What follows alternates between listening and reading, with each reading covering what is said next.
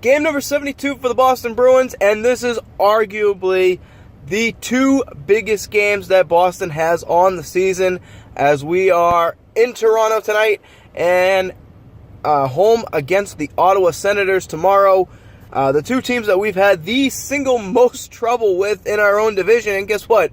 Both of them are playoff teams. One about 2 games ahead of you, and the other one 3 points behind you. So, the situation is critical if Boston wants to not play Washington or potentially not even make the playoffs for the 3rd year in a row. So, Boston in Toronto, this is going to be a tough one. Let's see how it goes. Bruins Recap Show.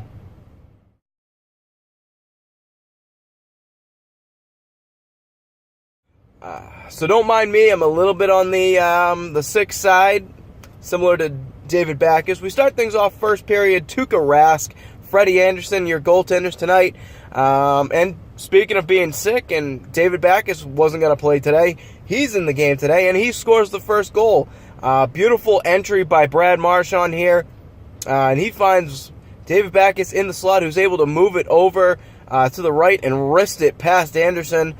Beautiful goal, 1-0 Boston. A little bit later on, Toronto will tie it up. Morgan Riley on a second, maybe even a third chance opportunity off of a Marner shot.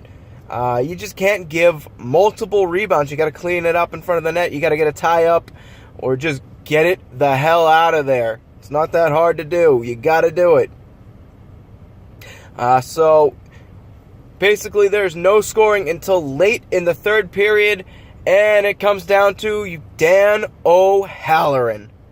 Dan O'Halloran, at 52 years old, you should know better than when there's this much on the line and in this tight of a game, under 2 minutes or under 3 minutes to go, you make this bullshit penalty call?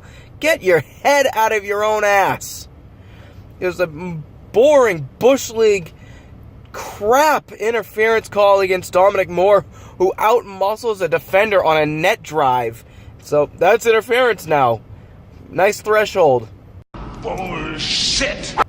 Anyway, it's going to lead to a power play goal by Toronto.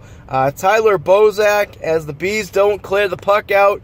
Van Riemsdyk will find Bozak, and he goes 5-hole on Rask. Makes it 2-1. Toronto will get 2 more empty netters, and then eventually Dominic Moore will score. 4-2 is your final.